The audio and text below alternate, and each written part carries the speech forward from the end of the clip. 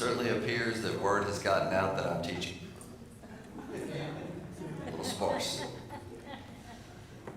We'll blame it on the fog. That's probably what it is. What do you think, Jeff? Is it the fog, Jeff? Yeah, fog. It's for sure the fog. For those of you that are newish to Greenwood Park, you're probably asking yourself, how many sport coats does this guy have? And it's just 3. This is it. This is the last one. So I'll just rotate between the 3 going forward. This is actually not my coat. This is actually my father's coat. And does anybody know what's surprising about this coat? Any of you old-time Greenwood Parkers? Jeff, do you know what's special about this sport coat? It is corduroy, and that's, not many will wear corduroy. It's kind of out of fashion, but I dare. I dare to wear it. Now, what's special about this coat is the inside. It's what you don't see. Look at that paisley. I mean, that's nice. It's very, very smooth, very silky. So it's a little short on me because it's Dad's, but I like it because it is. All right, so what we're going to be doing what I'm going to be doing and what we're going to be doing on Sunday mornings in this class is we're going to follow along not with our daily bread readings, but we're going to be in sync with what Joel is going to be talking about from the pulpit and in sync with what our kids are learning about. And so we are in Genesis. So this week's readings, and if you don't know where to find out or figure out where we are on Sunday mornings, if you will look in the bulletin or email, you'll in the kids section, in the GP kids section, it will tell you kind of where we are. And I think there's some other resources that kind of let you know what we're going to be studying. So, what are we talking about? So the story that we're talking about this week is very well known to, I would say, everybody in this audience. Are we streaming this, or is this just us? We are streaming this. All right, for the millions watching at home and the thousands gathered here today.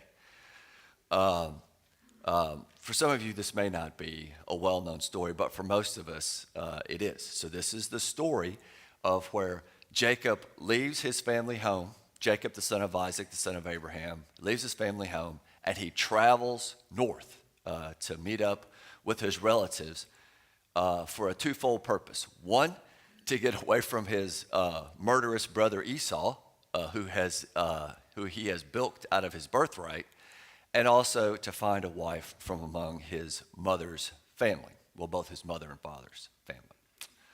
So what's the historical context? This is the part that most of you guys hate about when I teach, but I don't know what to tell you. This is who I am, and this is what we're just going to keep doing this.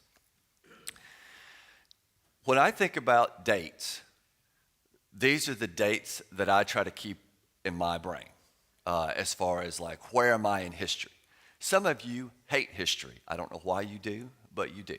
I don't know if you had a bad history teacher or it's just boring, but I do not.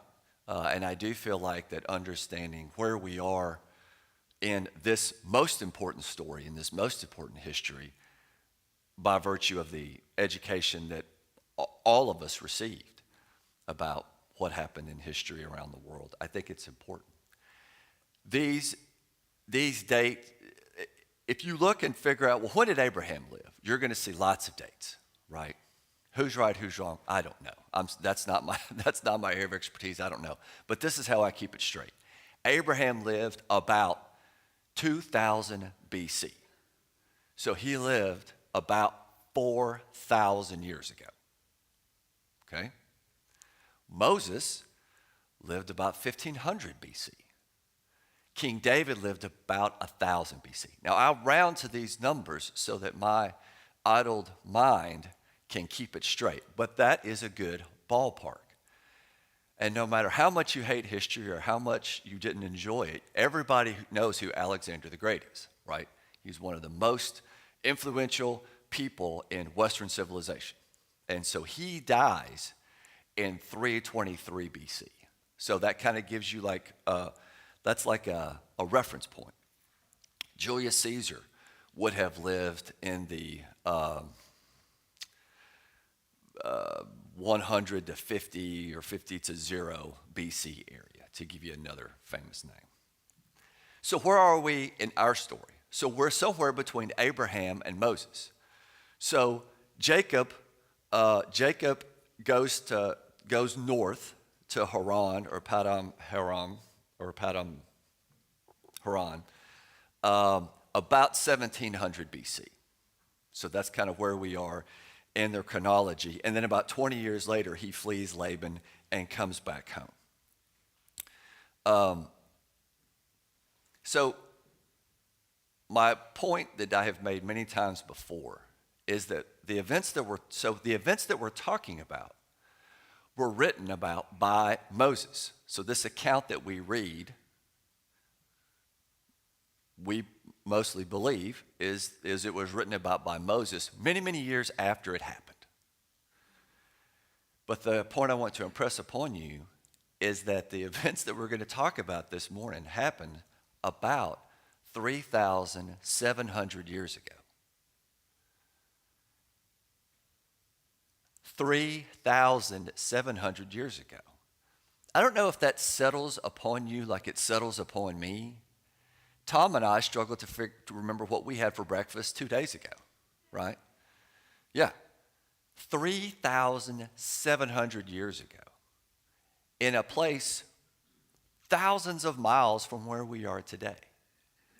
But isn't it interesting that the relationships between this group of 4 people, Jacob, Laban, and Laban's 2 daughters, Rachel and Leah, isn't it interesting how modern they seem in some ways, right? My philosophy is that people are people, whether they lived thousands of years ago or they lived today.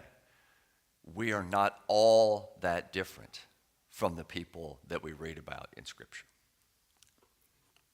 All right, with all that said, most of you also hate maps. I love maps, and so this is the only map that you're going to have to put up with today. And I think this is, we're going to kind of just do a quick overview of the story. The reason I give you this map that you can barely even see is to emphasize this long red line. So down in the south, so this is down in the south, you can see just a little bit of blue, that little blue blob down there at the bottom, that's the Dead Sea. So this is the area that Jacob is coming from. And way up north, way up past the Euphrates River is where Jacob went to. That is 500 miles, if the internet is to be believed.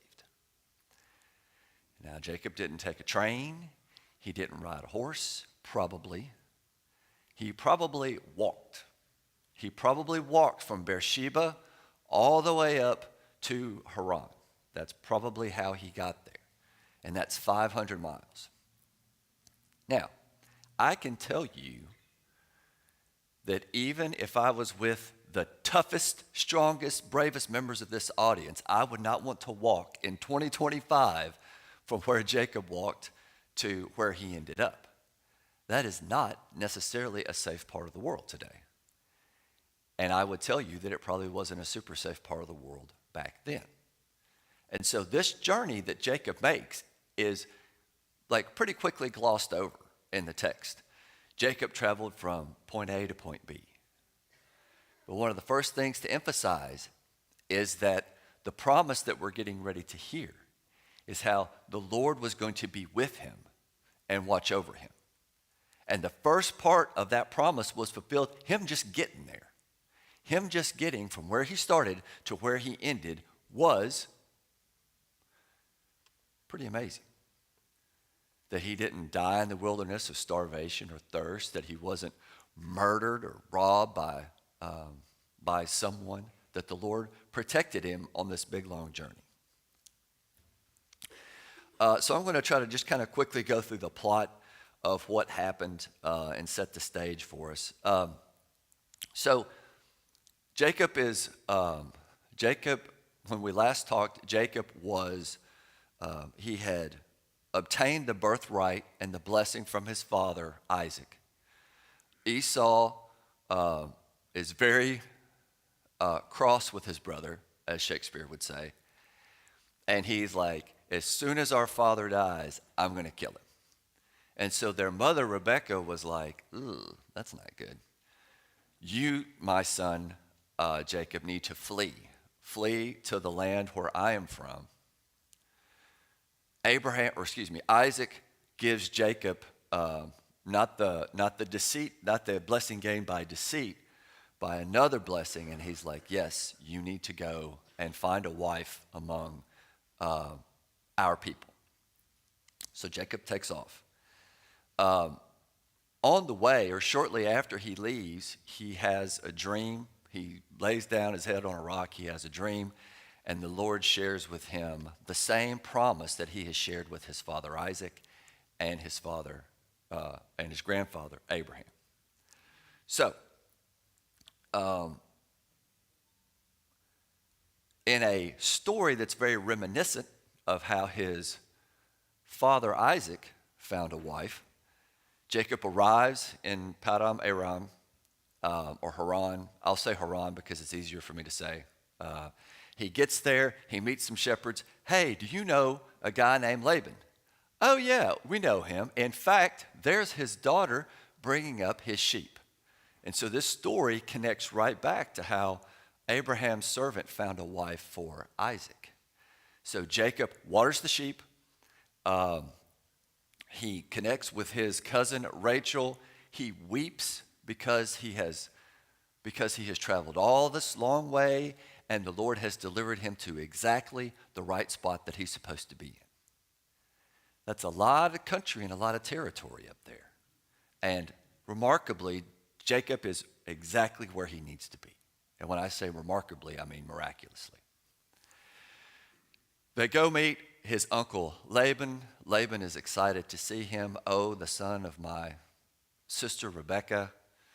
And Jacob stays with him for a month. Jacob says, hey, I would love to marry your daughter Rachel. Laban says, wow, that's a great idea. Why don't you work for me for 7 years? The biblical account says that it just seemed like days to Jacob. These 7 years passed because he loved Rachel so much. Now, in something that's a little ickier that we don't like to think about, so Jacob was probably more like my age, or maybe a little older at this time.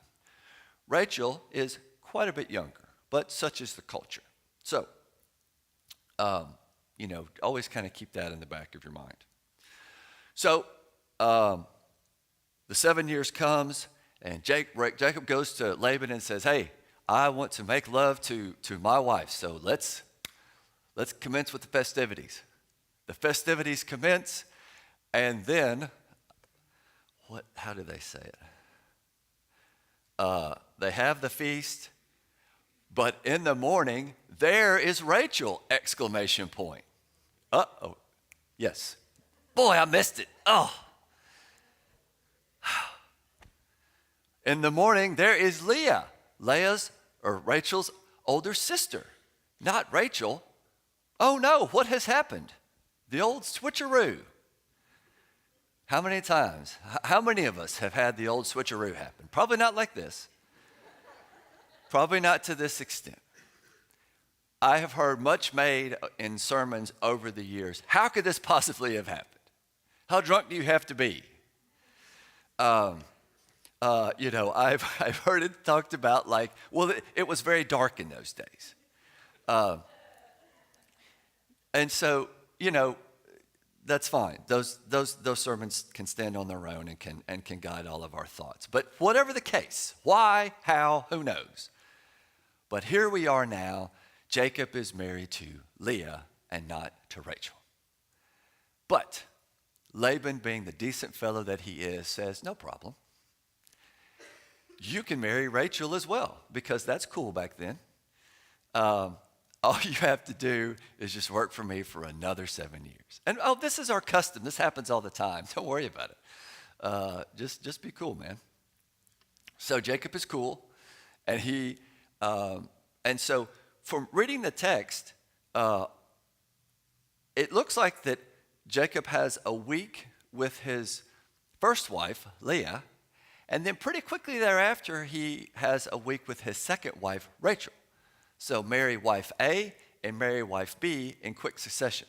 Not the marry wife A, work 7 years, get wife B. You can imagine how that might cause a little bit of conflict, and certainly it does. So Jacob now has these two wives.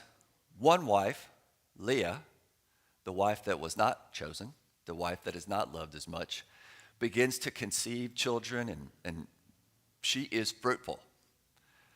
Old weak-eyed Leah. But beautiful Rachel, not so much. And so there is some conflict there because Rachel is not having children and Leah is having children. Outside of the family unit,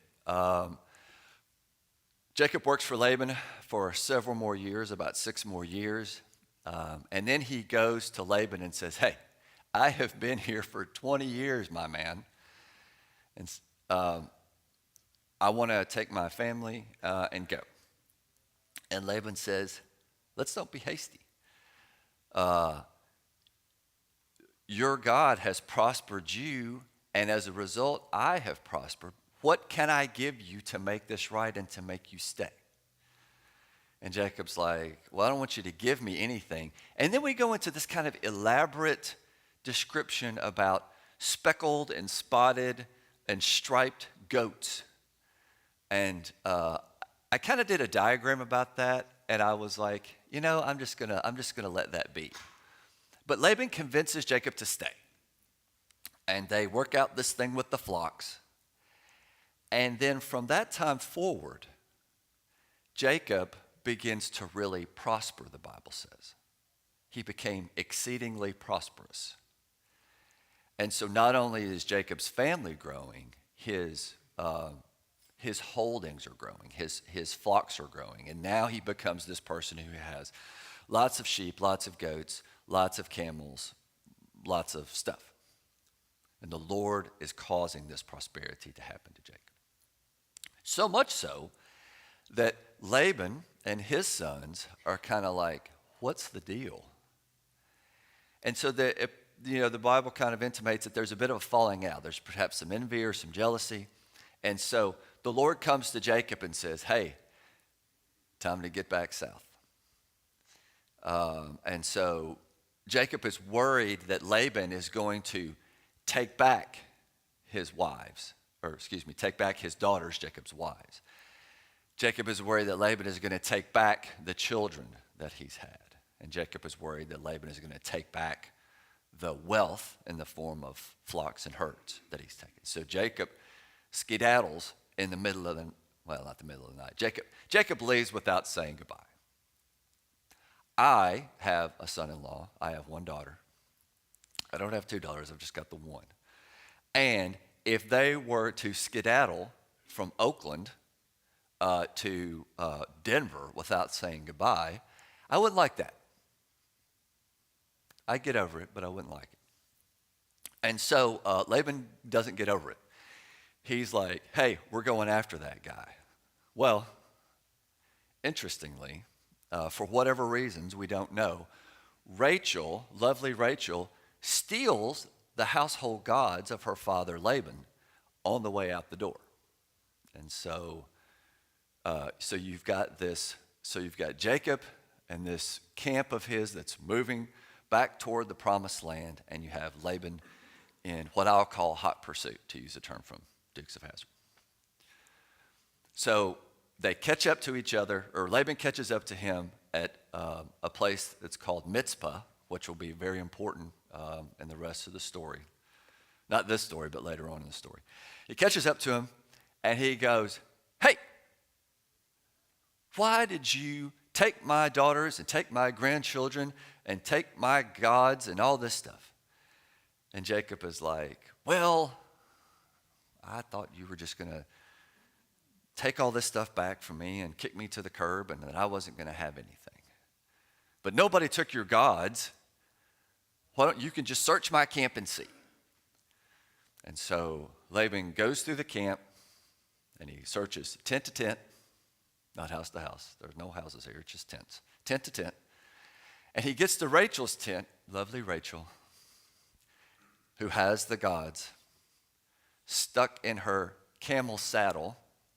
I presume that's pretty big. I would think a camel saddle is probably pretty large. And so she's sitting on them and she's hiding them.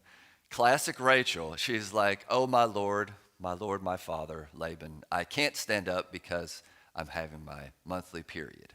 So you can't check under me. How many times have I heard that one? Sorry, you can't check here.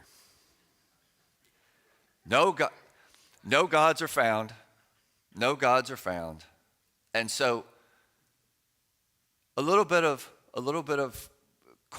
discourse between Jacob and Laban says, hey, okay, let's just settle down and let's make a covenant, all right?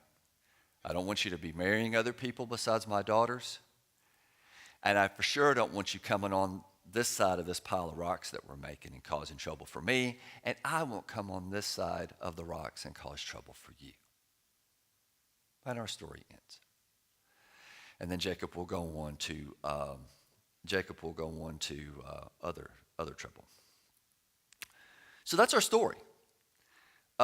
This is kind of a blurry family tree of Abram, or of Terah, Abraham's father. And I put this on there just to kind of like let us understand who these people are. All these people are related, right? So Laban is Jacob's uncle through his mother, but he's also related to Jacob through his father, Isaac, okay? So this is all family stuff. As we go into a holiday weekend where we're going to be around a lot of family, I wish you all the luck in the world.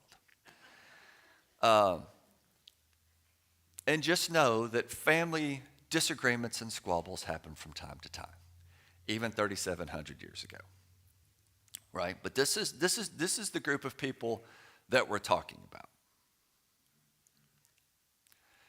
Relationships. Well, relationships are hard.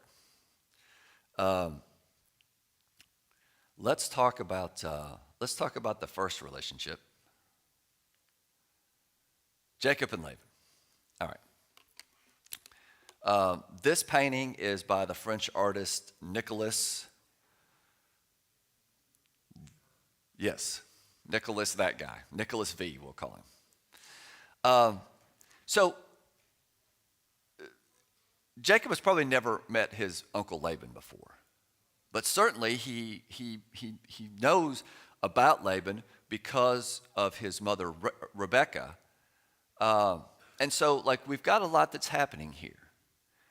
At the beginning, we have a family that's reunited, right?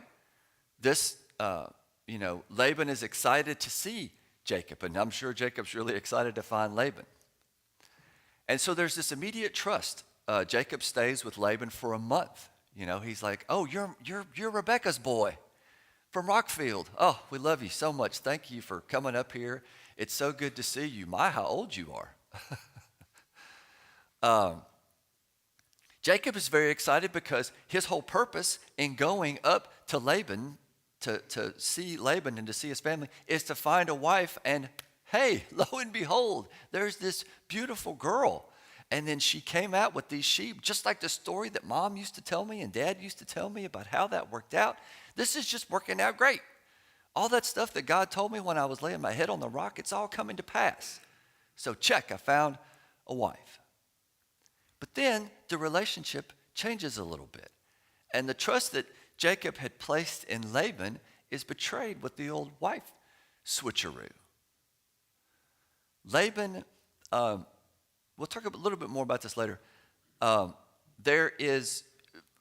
is a bit of a complicated figure. You know, he has these household gods. Is he a Jehovah worshiper or a Yahweh worshiper, or is he just like kind of a good times guy? Like, you don't know, right? A lot of speculation about that. But Laban recognizes that good things have followed where this Jacob guy travels. As Jacob stays with him, Laban is like, I am prospering because this guy is here. And don't forget, Laban was the guy, right? When Abraham's servant shows up and tells this story about how his son Isaac needs a wife, Laban is the guy back in Genesis 24-26 that hears this story. And he's like, all right, well, looks like this is of the Lord. I guess there's nothing that we can do. And so now another one of this Abrahamic descendants shows up on his doorstep. Well, then Jacob turns the tables on him and deceives Laban. And you might be tempted to go, that's good enough for Laban. Nobody likes the switcheroo on the wife front.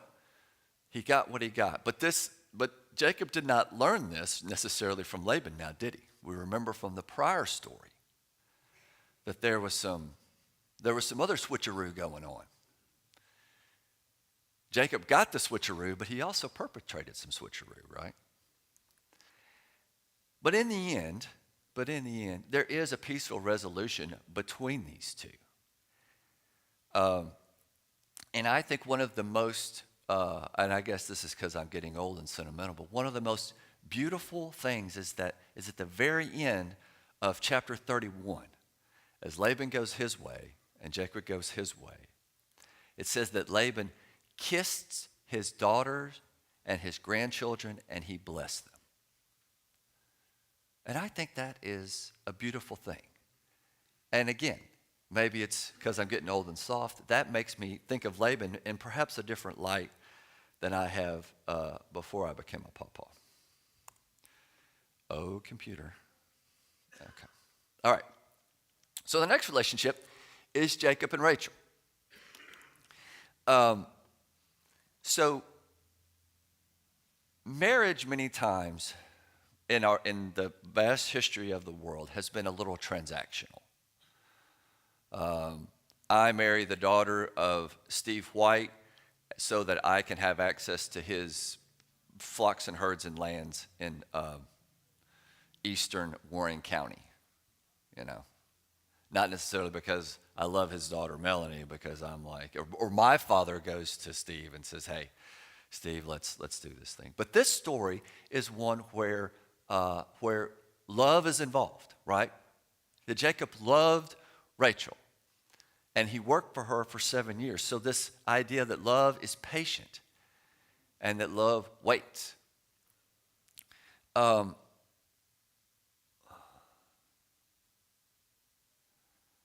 Let's see here. I was going to read a verse to you guys. And so also the idea that love endures. So one of the things that marriage got you back in the day, and certainly has worked for me, is a lot of offspring. And those offspring are important. The offspring are the ones that will carry your legacy and lineage into the future. But Rachel was not offspringing, right? Things weren't working out for her. More so, it was Leah. So if you look in Genesis 29:31, when the Lord saw that Leah was not loved, he enabled her to conceive, but Rachel remained childless. And so, but the sense that we get is that even though Rachel is not having children, Jacob's love for her endures, right?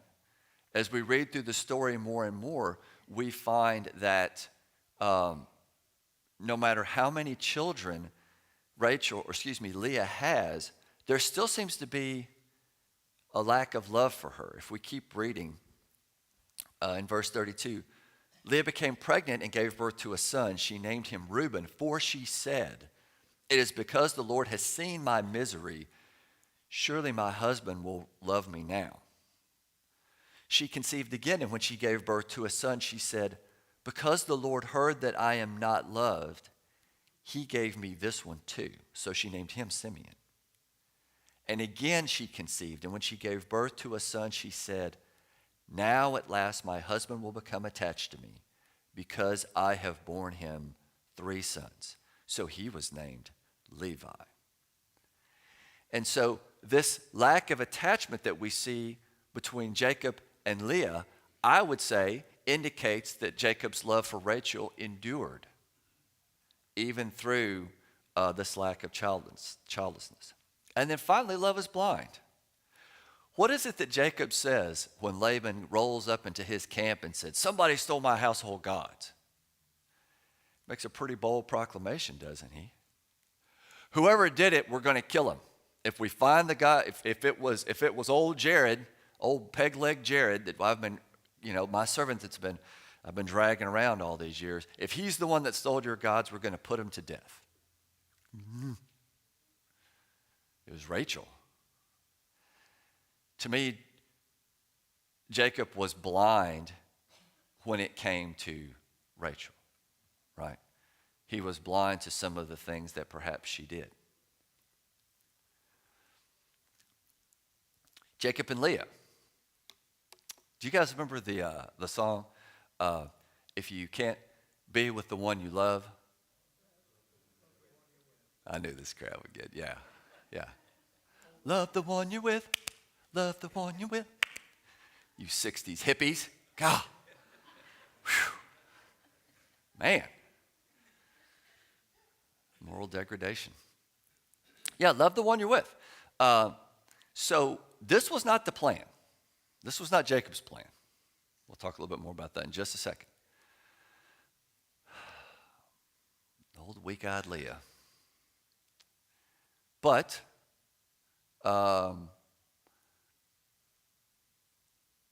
Jacob seemed to have at least some type of enduring commitment to Leah. She kept having children. So, it took me a while to figure that out, but yeah, right? So there is a commitment between Jacob and Leah. And one of the things that you guys all know here is that it's Leah's children, right? It's Leah's children that Jacob's primary legacy is going to be carried through. Because Leah's children, Reuben, Simeon, Levi, Judah's in there somewhere. Judah is going to be the one that carries the promise. And Levi is going to be the father of the priestly order. That's pretty strong. I'm not going to have any of that. None of you guys are going to have any of that. So the legacy of Jacob is really carried not through the one who he loves, but through this other person that kind of came about, this relationship that came about through, we might say, deceit. And then Leah and Rachel. Now, I didn't realize until much later that says sibling rivalry down there at the bottom. So that's just a picture that I found on the internet, so just kind of ignore that. Whew, boy, it's complicated. Talk about sister wives, man. But one thing I would point us to is this idea that Laban said, well, it's our custom that the older sister marries before the younger. And the thing I would want to point out to you and to myself is that while fundamentally the people back then, I believe, are a lot the same as the people now, culturally, we're very different. Very, very different, right? And so this may not have been as bongo crazy as it would appear to us today. Don't forget, people died all the time. Mortality was rampant. And if brother A is trampled by a camel or stung by a scorpion or killed by raiders or poisoned by some god-awful thing in the desert, then wife A then is married to brother B, right? Brother B would take up with wife A, take on all of brother A's stuff and take on his wives. And so I'm sure there was all kinds of what would appear to us strange scenarios with people here, people there, people everywhere, kind of mixing and crossing because of lots of different reasons. So the situation that Leah and Rachel find themselves in is not necessarily as crazy as it may seem. Each of these two had a different blessing. And I think that's very interesting. One was blessed with great love and commitment and dedication from her husband, but she had to wait for children. The other didn't necessarily have that level of attachment and dedication that she wanted, but had the blessing of children. And it's interesting to me that these individual blessings were not sufficient for either person. And so one of the things I would point out to you is that sometimes when we think about the culture in those times and in other times, we think, women were property and they were looked down upon and they were just a means to an end. But Leah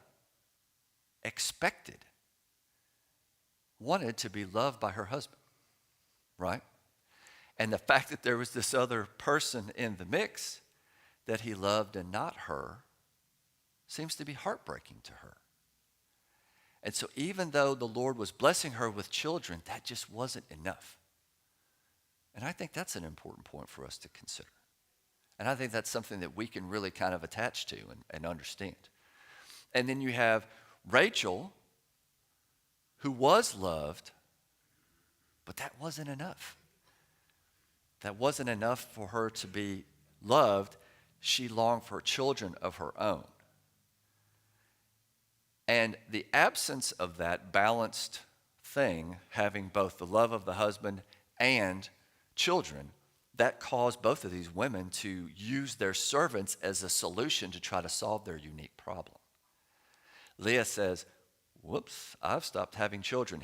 Here's my servant so I can continue to have more children, because if I just keep having enough children, eventually my husband Jacob will love me and leave old barren Rachel behind in the dust. Paraphrasing. And Rachel says, here, take my servant, because even though my husband loves me, I feel like I'm not enough because I haven't produced offspring for him. And so both of them have the same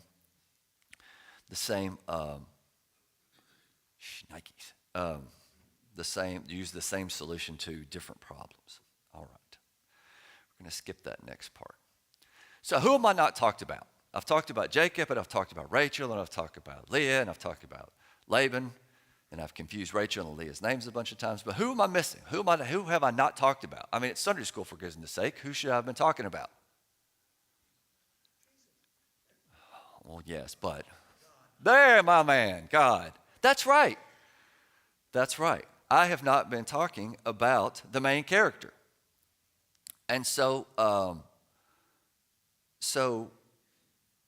Scripture is always about what God is doing. And I have dilly-dallied, and I have not left myself enough time. I've been talking about these human relationships, Laban and Jacob, and Rachel and Leah, and Jacob and Leah, and Rachel and Jacob. I've been talking about all this stuff, and that's something easy for us to connect to because we're people, right? And even though we're separated by long periods of time, but what I have missed, and you guys have not gotten your money's worth, is I have not talked about the Lord. And what is the Lord's story? What is going on here? And this is what the Lord is up to. This is what he says to Jacob as he is going on, as he's beginning this long journey. I am the Lord. This is the first recorded instance that we have of the Lord speaking to Jacob. I am the God of your father Abraham and the God of Isaac. I will give you and your descendants the land on which you are lying. Your descendants will be like the dust of the earth, and you will spread out to the west and to the east and to the north and to the south. All the peoples of the earth will be blessed through you and your offspring. I am with you. I will watch over you wherever you go, and I will bring you back to this land. I will not leave you until I have done what I have promised you. And so the overarching story is the one of God's story. This story is not Jacob's story, and it's not Laban's story, and it's not Rachel or Leah's story. This story is the Lord's story. And that's what's important. And what I was supposed to talk to you about was how, how the Lord had interacted with each of these people, and he does. There are verses where the Lord either speaks to, or the scripture tells us that that God heard Leah, God heard Rachel, and he intervened directly in their lives. But I have blown it, and I have not left myself enough time to talk about that. So I think what I will do is I will fast forward, and we will end with, we'll try to end with Rachel and Leah. So one of the things, like her father Laban, Rachel, there's a lot of conclusions that you might draw about her motivations and her actions. But in 30:22, Scripture says, then God remembered Rachel, he listened to her and enabled her to conceive. And then after she had borne her son Joseph, who is going to be very critical to our ongoing story, she said, God has taken away my disgrace, and may the Lord add to me another son. And we all know that he will. I think it's important that God listened to Rachel. So if he listened to her, that means that she was saying something. She was going to the Lord, she was seeking, and she was knocking, and she was saying, hey, what is happening here? Why can I not have any children? In God's story, a lot of times his servants have to wait. That's been a constant theme through all that we've seen here. And those servants that wait, they're playing their part in the Lord's larger story. But one thing I wanted to point out to you is Rachel says, God has taken away my disgrace. So it was certainly the Lord that enabled her to have children. But what is this disgrace that she's talking about? If God took her disgrace away, well, then who gave her that disgrace in the first place? Why is she disgraced? Who said women that don't bear children should be ashamed? Who said that? People. People said that. And so the thing I want to point out to you, and the bell's going to ring, and it's going to be long, it's going to be loud, so just get ready. The thing I want to point out to you is that in God's story, he's the decider. He's the one that is making all these things come to pass. And so let's be very careful when we assign blame or credit to people for the things that God has done as his responsibility. All right, real quick, we'll just talk very quickly about Leah. We're ending with Leah on purpose. We talked about how she was not loved by the Lord and all this stuff. And, loved by Jacob. Whew. Man, it's rough up here. She was not loved by Jacob. And so we see that the Lord enabled her to conceive. And there may be a part of us that goes, well, the Lord was just making it up to her. You know, she was in this difficult circumstance, and the Lord is just making it up to this poor woman. All she wants is to be loved by her husband, and she's got this hot sister, and she's kind of not so hot, and da-da-da-da-da. And the Lord was trying to make it up to her. I don't know that that's how it works. Certainly the Lord has mercy and compassion. There's no doubt about that. But one of the things that I want us to be careful of is that the Lord does things and he works things out, and he's not us. Oftentimes we are quick to assign things or come to conclusions that may or may not be why.